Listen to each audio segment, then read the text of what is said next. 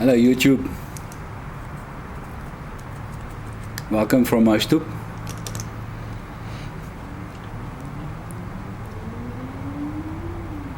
I'm smoking one of my own blends in my Pit and Pau Zulu.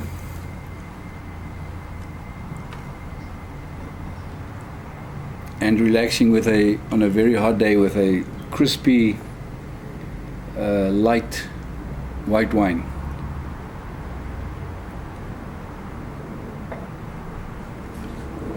It's a Chenin Blanc, and there are traces of green apple and peaches.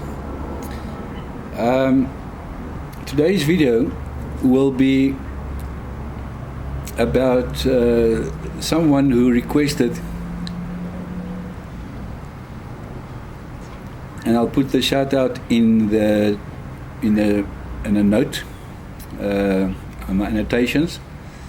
But someone requested me to explain why I can taste certain flavors or tastes or things in tobacco. Now,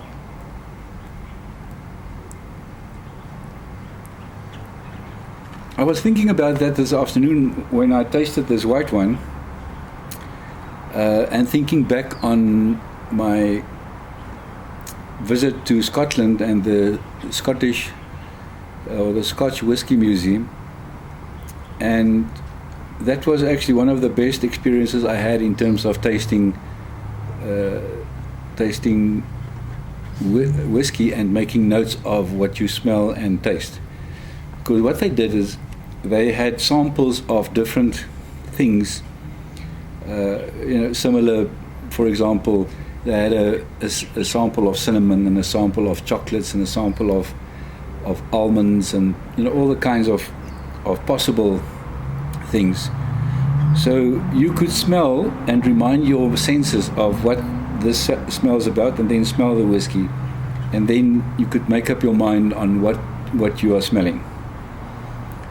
While without that, you really need to rely on your senses and memory. And often I find that when I taste a red wine and I smell it, there's different things, and there's a fruitiness that you smell, but you can't necessarily pinpoint exactly what you are smelling.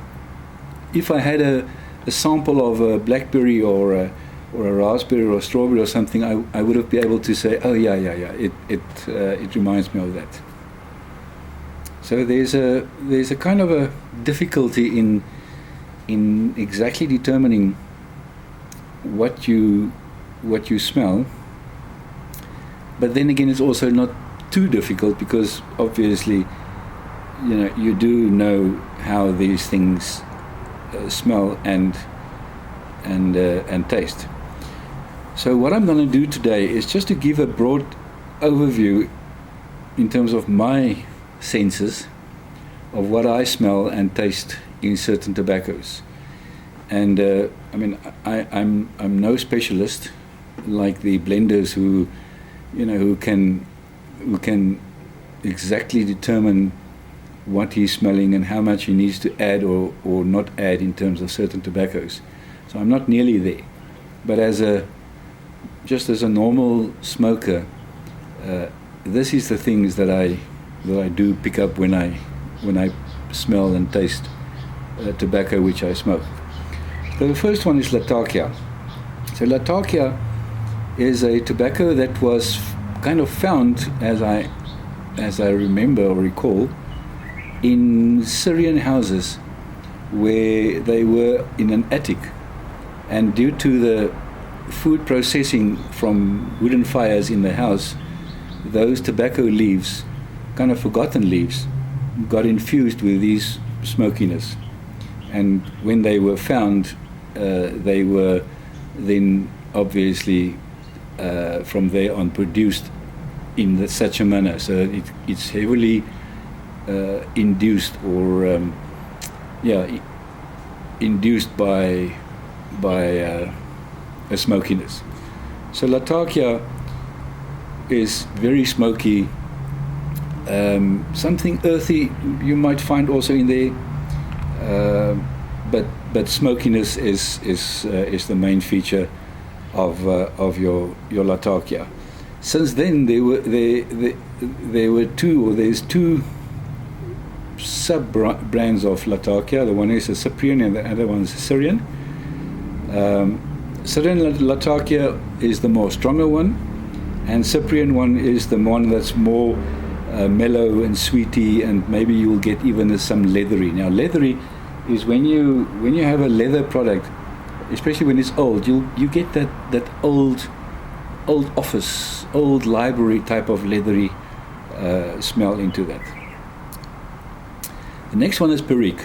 Perique is a tobacco which apparently was also found amongst the Indians, the original Indians from the Americas, where they aged the tobacco by pressing it into hollow tree stems and then compress it and kind of infuse and mature in its own juices. So that caused the Perique to be very peppery and peppery is actually spicy, peppery and spicy. So that is what, whenever I get some strong peppery or spicy, I normally think or assume that it comes from the Perique that's added to the tobacco.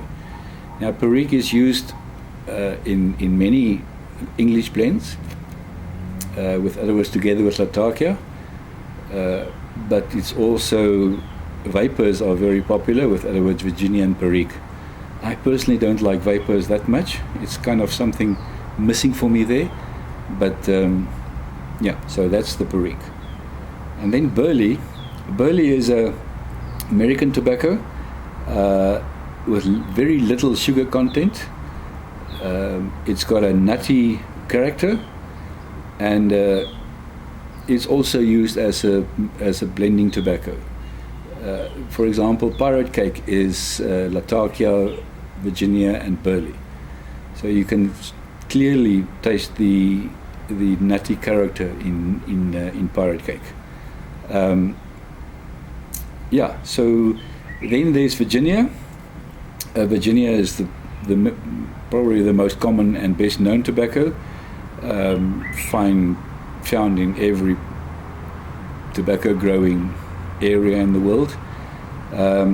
You can smoke a straight Virginia,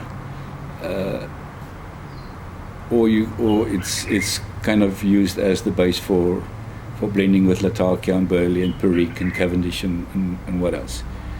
I have smoked Latakia as a straight. Not too bad, because I love smokiness, but it's really smoky. You need to know that's going to hit you in terms of the smokiness. I have also smoked Perique on its own. I didn't like that, obviously,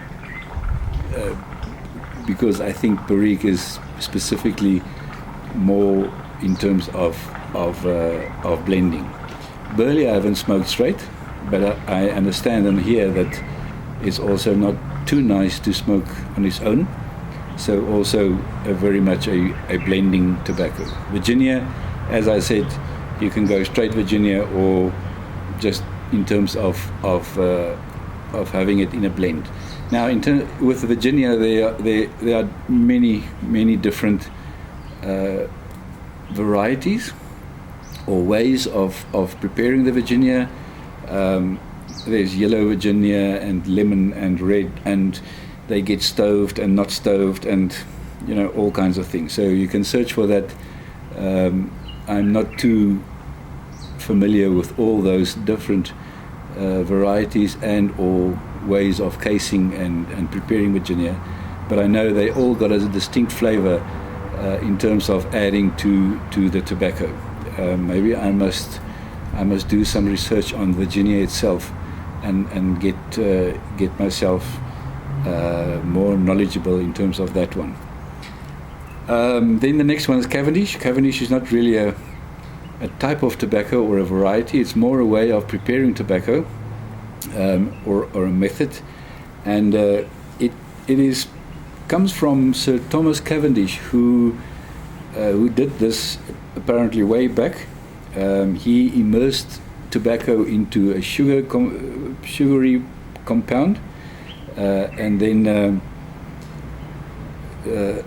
he found that brought out a softer and a sweeter and a milder smoke of whatever he was smoking. So Cavendish will give you a definitely more smoky character, and maybe a more molasses / chocolatey type of thing. Whenever I pick up some roast cocoa or roast chocolate or a caramelish flavor, I normally assume that it comes from the Cavendish. It's very smooth and very round in terms of flavor, but and it also blends nice with Latakia and other tobaccos, Virginias. I think the Scottish blends especially got the Cavendish in, but there's a lot of people who don't like the Cavendish component in their blends. Then another tobacco group is the Oriental / Turkish. It's also a tobacco that comes from the Mediterranean area, Greek, the Mediterraneans. Small leaf variety. The Orientals / Turkish has got a more spicy, clearly a spicy character, or incense-like character. I normally think about Orientals and Turkish of walking in a Mediterranean alley with incense burning around, or those kind of wet, moldy incense, spicy flavors, or that you get from walking in an alley like that. So whenever I get anything reminiscent of that, then I assume it's the Oriental and Turkish that are in there. And then on the other types of varieties of tobacco, I'm not too familiar with. Kentucky is obviously also a popular tobacco in terms of cigarettes, and I think I've had one blend which had Kentucky in, but I'm really not that much informed in terms of the Kentucky flavors. So yeah, that is how when I do my reviews, or when I taste tobaccos, those are the things that I normally pick up in my tasting. So earthiness, smoky character, campfire characters, spicy, cinnamon, allspices, roasted cocoa or coffee. I do find that often. Sometimes even a caramelish toffee flavor, the nuttiness which I can sometimes pick up, leathery, moldy, in terms of, as I said in the beginning, that old library, old leathery, old cellar kind of idea, or flavors or aromas. That's the things that I normally pick up, and that's how I classify my tobaccos and take notes about them and enjoy them. So yeah, that I'm not sure whether it'll answer the question, but at least that's how I enjoy my tobacco and make notes about them. I forgot to mention that I also want to add it on this one, or maybe on the next video, but I think I'll add it on the next video. Yeah, this one is getting long now, I normally don't want to go over the 15 minutes limit. I think I'm already over.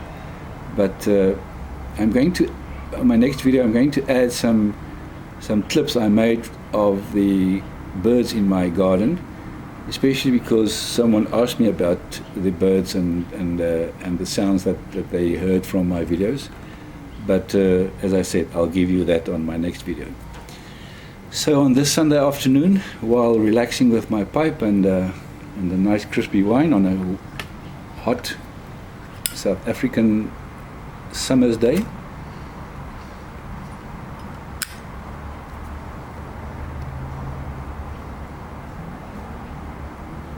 I greet you and enjoy your smoking, enjoy your puffing, and thank you for watching. Please subscribe and enjoy your day. Thank you. Bye-bye.